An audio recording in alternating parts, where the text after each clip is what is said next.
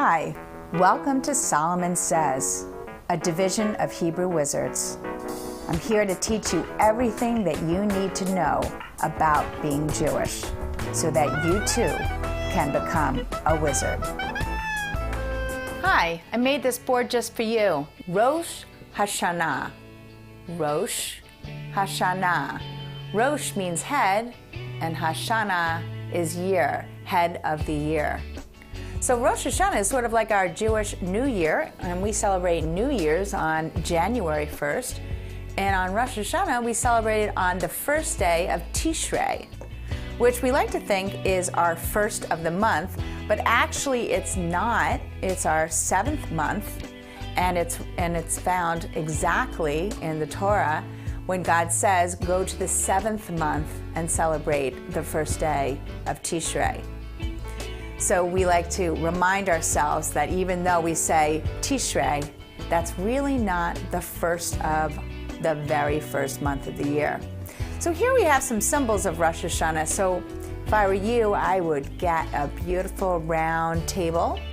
I'd put a tablecloth on it and gather some great symbols of the holiday of Rosh Hashanah, the Jewish New Year.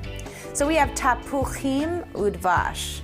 Those are apples and honey. Tapuach is apple, one apple. Udvash is honey, and here we say devash is honey. The u is and, so apples and honey. And it gives us a sweet new year, so if we taste the sweetness of the new year, we might actually have a good new year. The round challah symbolizes the cycle of the year. The roundness of a complete circle reminds us that a year that we continue on. January comes, and then we have December. Before you know it, we go right back into January, and the same thing with Tishrei. We finish the entire year, and then we begin again in Tishrei. So now we have the shofar, and the shofar is, it reminds us to awaken and cleanse our soul. We hear the shofar, it's actually alarming. It's disturbing to hear a blast, and we actually jump into shape as we hear the Tekiah Gedolah, which is the big, giant, long shout from the shofar. And there's a wonderful song by Ellen and Peter Allard. It's called We'd Like to Hear the Shofar Blast. I encourage you to download that. Find that website. We sing that in our school, Hebrew Wizards, and we love it. It's a great song. So let's go over here to some key words. Like we said Rosh means head. Okay, so here's the head. This is a kova, which is a hat, but if the little wizard had a head, it would be right under here. Shana is year.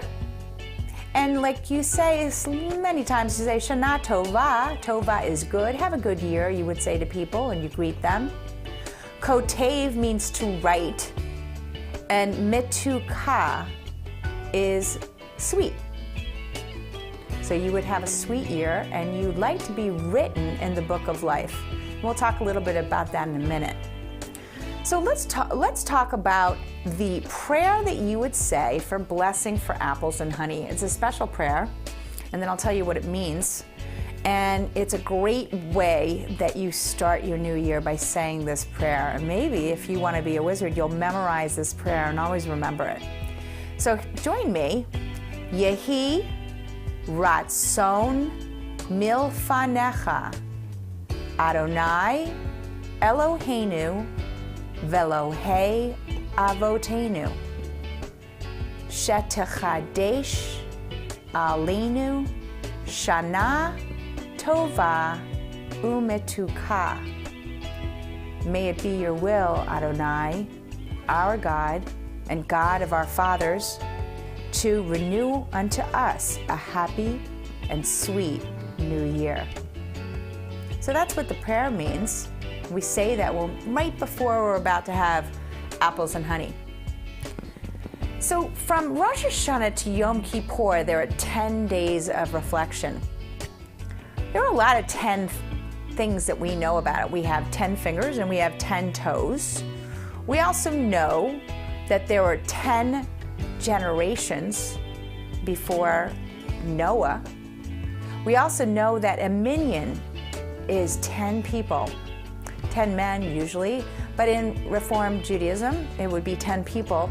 And 10 people are the amount of people that can change the world, that can together change the world.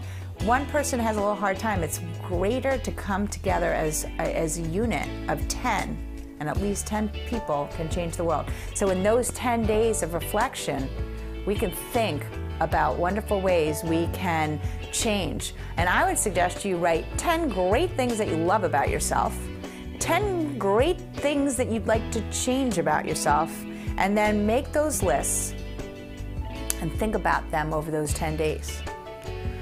So what's happening here? Tashlich means to throw away. And we throw away all of our sins into the depths of the sea. It reminds us that we can throw away our sins and begin the year fresh and pure. So that's what we do. So what I would suggest is take those 10 things that you didn't like about yourself in Did You Knows, and then take them and try to throw them in the water. And if you don't want to throw them in the water, because that might be polluting, I would take a garbage can and see if you can make a basket. See if you can make a basket with each one of those things that you want to change. So then what we have is the Rosh Hashanah, according to the wise wizard, is all about a fresh new start, new beginnings, and being your best self. That sounds great to me. Everybody wants to be the best that we can be, and this is a great way to do it. So what do we say when we see people on Rosh Hashanah? And what do we wear? Well, we want to say, L'shana tova tikatevu. May you be written in the book of life for a good new year. So L'shana tova is a good year, and tikatevu is may you be written.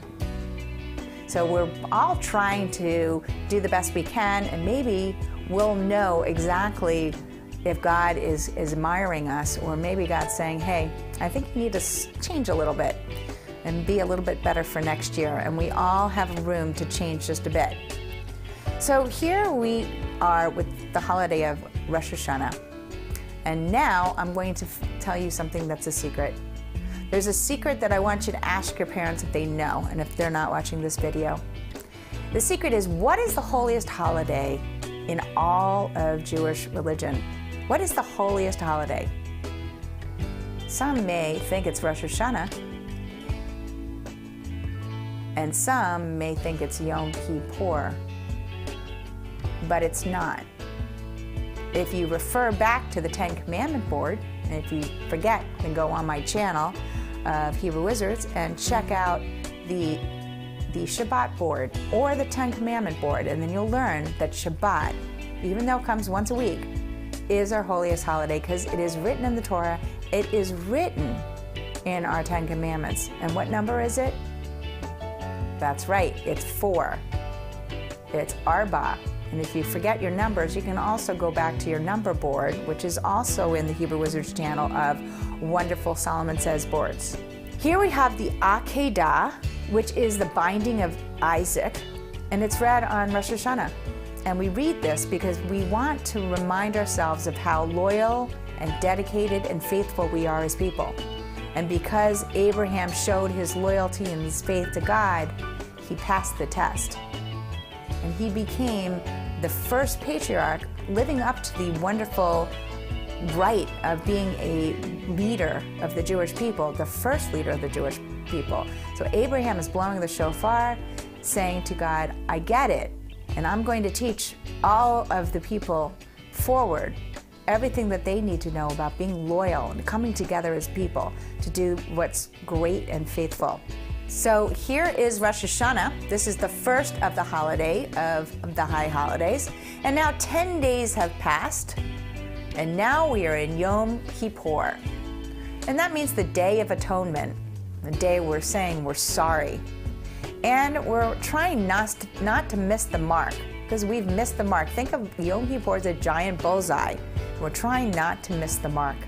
But we're people, and we do miss the mark. We have to be understanding of ourselves for the mistake we made and make, And we also want to remind ourselves that other people make mistakes and we have to be forgiving.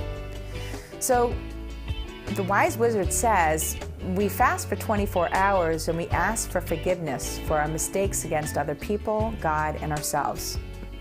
So why do we fast on Yom Kippur? I think we fast on Yom Kippur because we're trying not to focus in on food or ourselves or dressing pretty, wearing fancy shoes. We're trying to remember the essence of the holiday, and that is to go into yourself and try to figure out what we can do to better ourselves so that we can really come to grips with how to be a great person going forward. So here are 3 important things to do on Yom Kippur. And they are the 3 T's: Teshuvah, Tefillah, and this is a hard one, Tzedakah. And tzedakah, a Jewish tzah, is TZ. So it's teshuvah, tefillah, and tzedakah. And that's forgiveness, prayer, and that's like being grateful, and doing justice and doing good and kind things for other people. If you can do these 3 things and really do them well, then you will be sealed in the book of life. And that's all that we are trying to do, is be the best we can be. So all you have to do is really, really try hard to follow the things that you think are going to help you be the best person you can be. So some of the things that we need to know about Kol Nidre is the Yom Kippur evening prayer. We sing this beautiful prayer by our cantor, and he sings this beautiful, beautiful prayer on the evening before Yom Kippur day. Avinu Malkeinu is another special prayer done on Yom Kippur. We can also hear it on a lot of the high holidays as well. And sometimes I like to have it in our services for our bar bat mitzvah because it's so special. It talks about Avinu, that God is sort of like a parent and also like a ruler. God is so powerful and so compassionate and loving that it reminds us of a parent, but yet as a ruler can help us and be strong. So let's look at some keywords. So Yom means day, and Kippur is atonement. Returning. I like to think of Teshuvah as make a U-turn and return to being the best self. So taking a U-turn sometimes. Teshuvah, return. Tefillah is prayer, and tzedakah, as we were saying, is justice. Tzedek comes from righteous, doing great things for other people, acts of loving kindness, and things that we expect others to do for us. Av is father, and Melech is king. And on this particular holiday of Yom Kippur, we often read from the Haftorah, which is the concluding of what happened after the Torah. So after the Torah, the children of Israel are being led into Israel by Joshua. And so then you want to know what happens after that. And the Torah ends and the Haftorah begins. And the Haftorah starts with Joshua. And we learn that in the book of Jonah that we learn about Jonah and the whale. And it teaches us about being grateful and taking responsibility, asking for God's forgiveness, and never running away from our problems. And we have a study buddy that goes into more detail on the Rosh Hashanah and Yom Kippur. We call it the High Holiday 1. And this gives much more detail and gives us the story, a full story of Jonah and the whale.